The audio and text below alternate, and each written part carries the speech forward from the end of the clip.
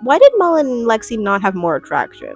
So they're the type of couple that needed to sign up for therapy again with a therapist that wouldn't fire them instead of signing up for this show. Tiff and Mildred, yuck, toxic. It was like the third thing that somebody said. I think Tiff was like, is it true that you're not queer on this queer show? Like, what are we doing? Mal? Fine. We already established that. It's been established the minute that she walked onto the screen that that woman is fine. To me, it's just like, we just like Xander because they're sexy. We don't know much about them. Hi, my name is Rosanna. Welcome to my casual YouTube channel. This is where I talk anything casual or monumental related to life. And today, the topic of conversation just happens to be the Ultimatum Queer Love edition. This season is crazy. I'm going to be discussing the standout moments as opposed to like summarizing the whole entire show. And I do want to address, it is Pride Month. As a straight person, like truly as a straight person, I am nervous even to like upload this because I'm like, what are people gonna think about this? What are Christians gonna think about this? Are there Christians on my channel that identify with me because I'm Christian and then don't identify with LGBTQIA topics? And I just want to say, if you are anything that is against love is love, then we do not align and you do not need to be here. So that's all I wanted to say before we get into this video. I adjusted so that you could see that I am clothed. I am not naked. The ultimatum. My views on ultimatums as to how it relates to marriage is that I just have never seen a successful couple issue an ultimatum and then have a thriving, beautiful, amazing relationship. So in my opinion, I don't know if they work because I just haven't seen them, I just don't know. How could you know? In relation to ultimatums and Netflix, they are highly entertaining. I am so happy that Netflix thought of this idea simply for the intake of content that we as viewers need, which is so selfish and so horrible because we are viewing people's lives, like this is people's real lives, simply as entertainment. Like, that's a problem. But it's like, I mean, it is what it is, okay? We're not going to be summarizing. We're going to be talking about the standouts of this season. Let's talk about Xander, Vanessa, Mal, fine, so, God, Yoly, Sam, Aussie, Lexi, Rae, and the straight host. I know her name. I'm just going to be referring to her as the straight host this whole time because that's really what she is. Like, of all the progress we've made, Netflix, we really needed to hire this random person. Okay, Xander. Oh my God. Okay, Xander to me feels like the typical archetype for what most people's type is. Xander to me very much gives slightly better than average looking person, but yet has not really that striking of a personality. Like, she kind of just like has a blank stare and is pretty and doesn't have like that like standoutish of a personality, yet everybody's obsessed with her.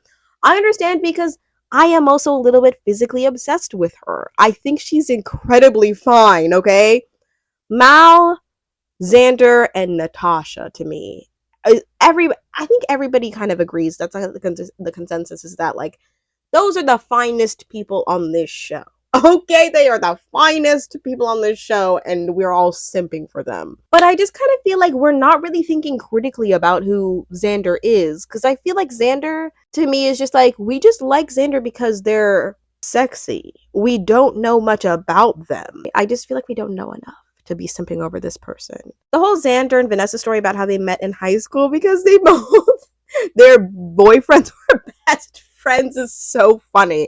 That concept alone needs a show. No, it maybe needs like a mini docu-series. But yeah, so my feeling on Xander is just that they're just a little bit bland, a little bit, but they're also very pretty. If they weren't that pretty, what would the personality be, Vanessa, I know that we all are kind of bandwagoning hating on her. I get it. She just seems as though she's kind of the obnoxious person in high school who just loved attention, maybe is a little bit spoiled, maybe isn't introspective, very extroverted, very much just, I live life one day at a time, and that's just how I am. Like, I just love me, and I love my life, and I love that Xander loves me. And I understand a lot of people are very upset because they just don't think that she's a genuine human. But honestly, I really don't think that she's really that malicious. I don't think that the hate that she's getting is valid, really. I believe that people are bothered by her, and I understand it because I would not want to be friends with a girl. I don't. But I get why they don't. But the thing is that I feel like people are bandwagoning hating on her just because it's a known thing and people just love to just follow the idea of, oh, Vanessa's horrible, so let's just as much as I don't like Vanessa, I feel as though she's getting all of this. Oh, is it unnecessary? All of this hate that comes out of a place of it's. You shouldn't hate her. You should just be a little bit bothered by her and just move on. Just move on. Just recognize that she's just not a person that you want to be entertained by. Okay? Because I think if I was in person, I think I would also think the things that Lexi thinks, but I would keep them to myself because you're just like further fueling. I feel as though you're just further fueling Vanessa's opinion of herself because you're so enthralled by her.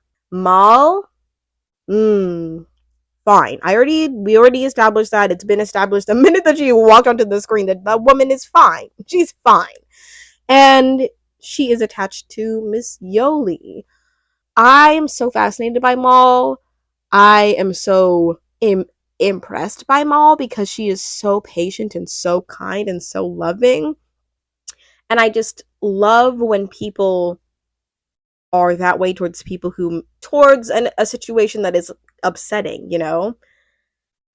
So we find out that Mal and Yoly are at the ultimatum because Mal doesn't want to commit yet because she doesn't feel financially prepared, maybe even emotionally prepared for marriage, but Yoly is already there. And Mal says that Yoly is only pushing this because of time, because Yoly is 34, and I believe that Mal is 30. And I completely understand that sentiment. Me at like 22 being like, if he doesn't propose to me, I really feel like my life is like, what the heck? I can imagine at 34, you feel as though you're just kind of stuck and you need somebody to just be like, hey, you're ready to go? I'm ready to go. Let's get it going. But Mal doesn't seem to be there because she wants to take some time to further progress her life, which I think for most of us is the most valid reason as to why you want to wait for marriage. The idea of, I'm not financially ready, I'm not blah, blah, blah. As somebody who got married when they had zero finances built with somebody, I am more so on the side of, if you find the right person, you're good to build together. But then that's also me as a young person who didn't have their life set, who is starting off on a blank slate, who doesn't have the experience that a 30-year-old has to know the value in waiting and setting up your life, you know? So I feel as though Mal is so valid for just being like, I seriously, we can just chill so that I can be ready. I stand behind her. I don't know her. I don't even know any of the flaws that Yoly's talking about because I just see her and I'm like, you're so gorgeous. That's all I think is, you're so gorgeous. I don't know any of her flaws for real. Anyways, then we go to Yoly. Okay, I don't know if this is a problem, but every time I see either Yoly or what's her name, Rae, I always think, what's your ethnicity? I don't know if that's a problem because I don't want to automatically think the first thing about somebody is just, what's your ethnicity? Like, but it is very interesting. Like, you'd be looking ambiguous, and I want to know what that is about. But yeah, Yoly to me, I'm like, but Yoly, I feel as though when Mal was saying, Yoly just waters the people that give her validation and love. Wherever she goes is where she's going to grow love no matter what. And I think that that's a super interesting because it just shows that Yoly is a very loving person and a lovable person. But that must be very nerve-wracking for Mal because it's like, you just be loving whoever loving you. And since I'm just here loving you, who's to say that you won't just go and gallop into the future with like some random person because you're not able to define why specifically we are it. So whoever's going to give you the most stability, whoever's going to give you the most promise is who's going to end up with you, which is so unfortunate, dude. Ugh. But it makes sense because Yoly is 34, and I believe that Xander, because Xander is financially more set than Mal is, which is so unfortunate. It is what it is, and that's how she's going to end up. And it's going to suck. It's really going to suck. But do you also remember in the first season when we thought that Colby and whatever the heck her name was that was kind of hard to pronounce? It wasn't hard to pronounce, it was just a normal name, but Colby said it really weird. Colby and that one girl, we thought that they were gonna for sure break up, and then all of a sudden they're married and they have a child. Remember when we thought that? This is, I feel like, going to be that thing, is where we all think that Yoly and Xander are going to end up together, but it's going to be a reverse Uno, and then maybe we'll see that Yoly actually ends up with Mal, which I'll give my thoughts on that later. Okay, I'm giving way too much attention to two specific couples, but I mean, honestly, they're kind of like the hot topic of this. Tiff and Mildred, yuck, toxic, need to break up, officially, for real, like dead it, like at the end, because apparently they've broken up once a week for an entire year, so like 50. I think it was Tiff who was like, so like 52 times, right? I think that we all can understand why a toxic relationship is very enthralling and very entertaining.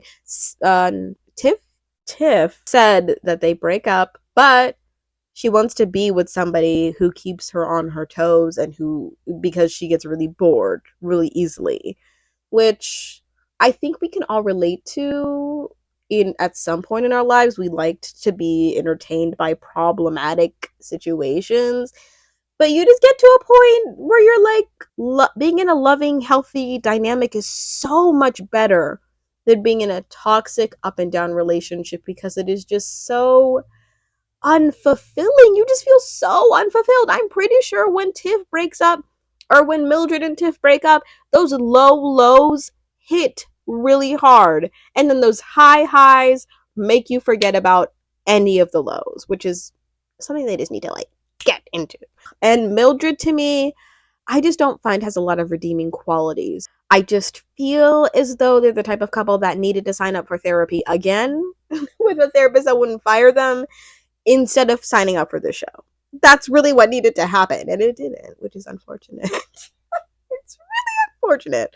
Okay, we have Lexi and Rae, and then we have Aussie and Sam. Let's do Aussie and Sam first, because I feel as though I have unpopular opinions about Lexi and Rae. Aussie and Sam. Aussie, to me, just has a lot of trauma that they're really holding in, and regardless of them being 42, which I know is a large topic on, what is it? On Reddit, a large topic on all of the podcasts that I'm listening to. Sorry, I know a lot of people are saying that they are 42, but I just think that trauma is trauma, and how you react to it, no matter what age you are, you need to do the work in tending to it and knowing that you can work with it and not to be encapsulated by it, and that your version of trying is your version of trying. So maybe Aussie is doing the best that they can to really overcome it, and we just don't recognize that, because we as people are looking at Netflix, watching this person walk out multiple times and not recognizing the points in their life where they probably wish that they could have walked out in a horrible, toxic situation growing up, and they couldn't. And now they're doing what is best for them to preserve their mental health. And unfortunately for us, we see walking out as childish. We see walking out as irresponsible. We see walking out as not dealing with your problems. But they see it as, I really don't feel safe. I am traumatized by the times that when I couldn't walk out. And this is what's best for me because I don't know any better. You know what I mean? I'm not excusing their behavior at all, but I just am more so really trying to empathize with it, because it just seems as though they have a lot of stuff to work through. What I don't like is, although they have a lot of stuff to work through and they have some trauma, I don't like how they dismiss the sweetest person on earth, Sam. Sam is an angel. Sam is an angel. I want to speak more on that when I get to who should break up and who should stay together, because I feel as though all of my feelings about Sam will be encapsulated there. Okay, Lexi and Rae. Lexi and Rae. Honestly, unpopular opinion. I know this might be a known opinion, but not popular, because a lot of people are commending Lexi on the fact that she's so well spoken at 24. And as a 23-year-old, I will say, as somebody who might be just a little bit well spoken, I might just speak a little bit well sometimes. Feel as though she's really just a good talker. And she herself has some problematic behaviors, in the way that she doesn't really let Rae express herself. She doesn't really let Rae have moments to explore what she may want if it doesn't align with what Lexi wants and what Lexi has envisioned for her life. And I feel as though that just comes with us being so young. I will speak for us, but I feel as though Lexi really believes what she knows is best and enforces that on Rae, and really takes that leadership role of really being the dominant one, I guess, in the relationship. And Rae, I feel so bad for her, because Rae seems really calm, really open to what Lexi has to say, but Lexi, I think, just overdoes it because she doesn't hear out Rae. She just kind of talks at her. They don't really have these open conversations unless it's when Rae is breaking down and crying, and I hate that, because I feel as though I see those type of dynamics in a family setting. I feel as though that's not a partnership. That's just a setting where it's, well, I have these feelings and I feel as though you should respect them and see with them and identify with them, and it's miserable, because it's just, I feel as though Rae deserves better, because Rae seems like a very kind-hearted person who just seems to be a little bit, I don't want to say lost, because I don't think she's lost. I just think that she has a little bit more of self-exploration to do that Lexi maybe doesn't, and Lexi isn't really happy about that, and so is taking it out on Rae, which, I don't know. Let's talk about the host. What are you doing here? What the heck is the host doing here, the straight host? I, as a straight woman, would just like to say, can we stop putting all of these straight people in the same exact roles where they shouldn't be, just because they maybe bring in viewers? Even then, like, how is Joanne Swisher Gomez, what the heck ever is her name? How the heck is she gonna bring in viewers? Is it because we need straight people to be represented after like all these centuries? Do we need straight people to be represented, so we need a Joanne Swisher Gomez, whatever the heck her name is? I just find it to be really annoying, because even in the first Ultimatum and even in Love is Blind, as much as Vanessa and Nick are annoying, and as much as they really fumbled the bag with that last reunion, I will give it to them, because they connect with their contestants. They really do try to say, I gave Nick an ultimatum and that's why we feel passionate about this show. I loved that about Nick and Vanessa, because it didn't seem like it was just a job to them. It seemed like they were really passionate about people who gave ultimatums because they had a history with it. But Joanne, whatever the heck her name is, Joanne. Is her name even Joanne? She's just there because her agent signed her up for this stupid job, and she just has a gig, and she just knows how to repeat lines, and she just is repeating the same lines at the same dinner. Like, I just feel as though she signed up to do this job, and she's not connecting with the contestants. It was like the third thing that somebody said. I think Tiff was like, "Is it true that you're not queer on this queer show? Like, what are we doing?" Because I feel as though it would be a little bit more educational for people who are watching who are not queer, like myself, to have a queer host even explain concepts that maybe are not familiar to like the average person who's watching, or just to connect to the people, or maybe somebody who's given an ultimatum in a queer relationship. Like, what the heck? Annoying. One thing I will say about the ultimatum, this was said on a podcast. I forget which podcast it is. It was either Rob Has a Podcast, the podcast, or it was something discussion. I don't know. But somebody had mentioned how the trial marriages with the new people, Of course, it's going to make you feel like you're in a better position because you're not being challenged in any way. If you are entering a trial marriage with somebody you're very physically attracted to and you like some of the things that they bring to the relationship, of course you're going to love their relationship because it is a vacation and it's a honeymoon phase versus trial your trial marriage with the person that you came in here with. You're just going to rehash all of your old problems and bring up conflict and tension about this new amazing relationship you just went through, you know? I think to combat that, they really should set up activities that are focused on really addressing the issues within the partnership. I don't think that they should really leave it up to, I'm guessing it's production led questions that they throw out to the contestants and then they just film the contestants asking the questions to each other, because I think that that's what they do on Survivor, is just producers just say, how is surviving, and then they only, you know, like capture and show the contestants saying surviving out here is really tough, I feel very threatened, and blah blah blah blah blah. I'm pretty sure that they do that in the ultimatum, is just say, is ask a question about what's going on and then they repeat it back to them. I think they need real discussion questions made by the ultimatum.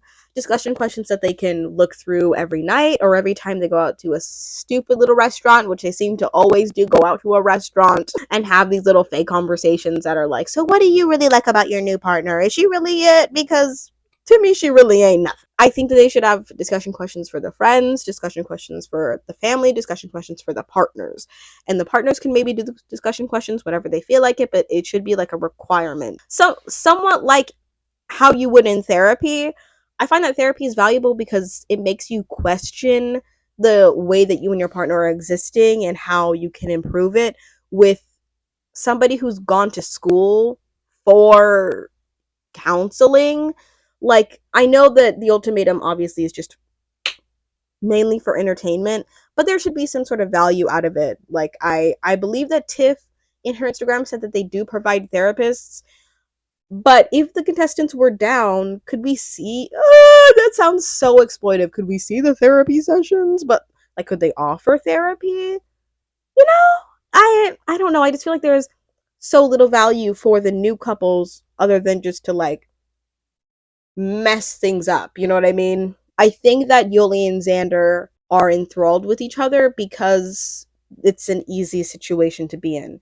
Xander seems to be very agreeable and very attractive. Xander's very attractive. I love them. Yoly also seems to be very agreeable and very attractive, and Xander seems to be very attracted to her. What is the bones of their relationship? Why do they like each other?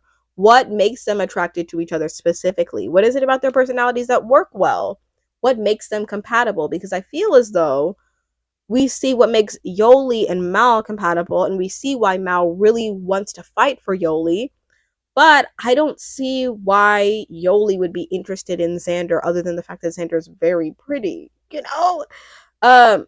So honestly, I will share my thoughts about them at the end when I say what couple should break up and stay together.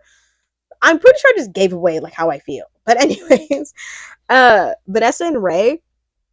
I believe that Vanessa and Rae, that whole dynamic was just, I don't think it was really as bad as people are making it out to be, especially Lexi. Lexi is upset because Lexi is really dominant over Rae and really controlling, in my opinion. But I really do feel like when you put two people who have been given an ultimatum together, who truly are just living life by the seat of their pants, if you put them together, they're just going to have a good time. Okay? That's all they're going to do is have a good time.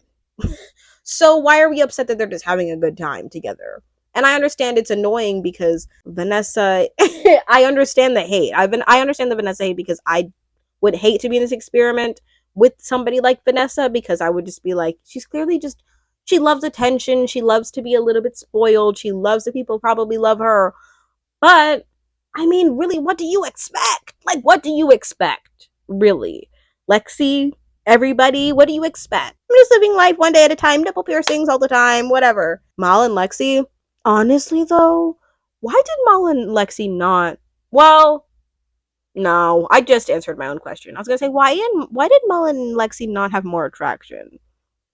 I think it's just because they're both dominant and both very, very caring and intentional with their original partners.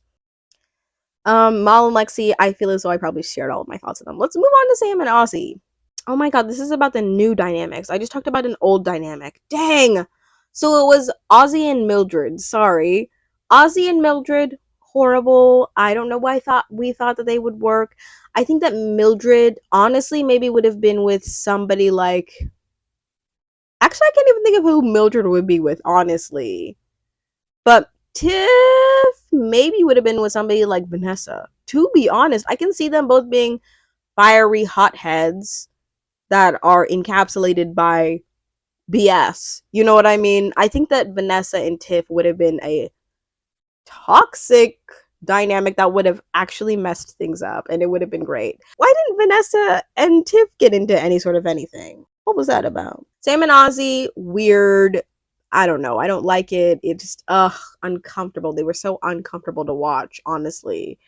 It hurts seeing. So I want to bring up kind of the concepts. The friends and family, best I've ever seen. Natasha, fine.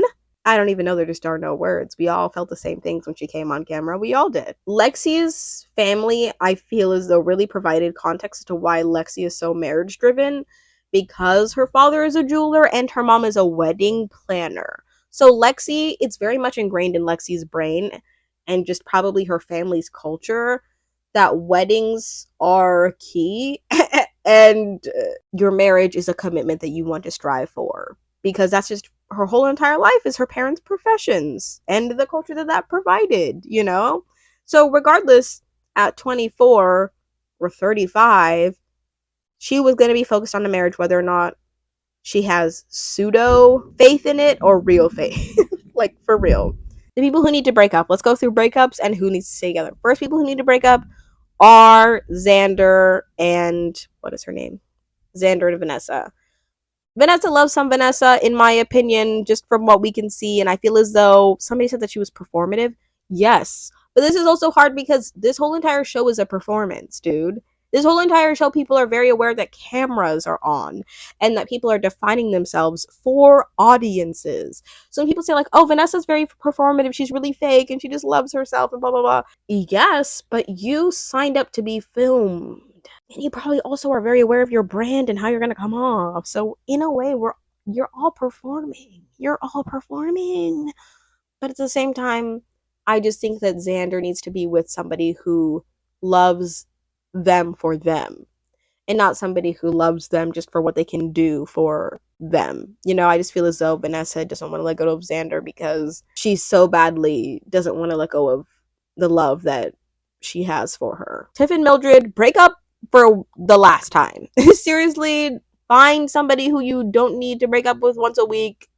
Be healthy. Lexi and Rae, break up because Lexi needs to be with somebody who will call her out and say, hey, that wasn't nice, dude. You're not being nice to me, and you're really projecting, and you're really making me feel bad about myself, and you're shaming me for having sex on a show that's about hooking up with other people emotionally and maybe physically.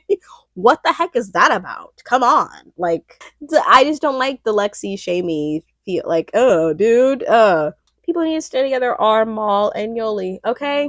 Okay. Because I understand that Yoly and Xander are cute, okay? They're cute, but I just feel as though they're for the moment. I don't know them as a couple because we don't know what Yoly loves about Xander other than the fact that she's set for the future and she's attractive. Like, you know, I don't know if that love is gonna last, but I truly do see that Maul leads with love and loves Yoly with all of her heart and is planning on wanting to get married. And I don't know. I'm also just projecting because I just love Maul so much. And at the end of the day, I just want her to be happy more than I want Yoly to be happy, which is a problem. But it's just how I feel. And Sam and Ozzy, I don't know if I should say break up because I feel as though people are saying they need to break up because Ozzy is not emotionally there in the way that Sam is. But I find that if Sam is fine with it and if Sam wants to do the work with Ozzy and Sam is patient and Sam doesn't blow up at Ozzy, maybe she's fine. Is that a problematic thing to say? I don't know, dude. Maybe I need to stick up for Sam and just say that she needs to find somebody better and to do better. But, I mean, if Sam is patient and Sam, if they can work through things in couples therapy, they should, you know? Like, I'm not really for them breaking up because I'm kind of like, Sam looks like she's, like, fine on her own. I don't know. Yeah, so that was my review of the Ultimatum Queer Love.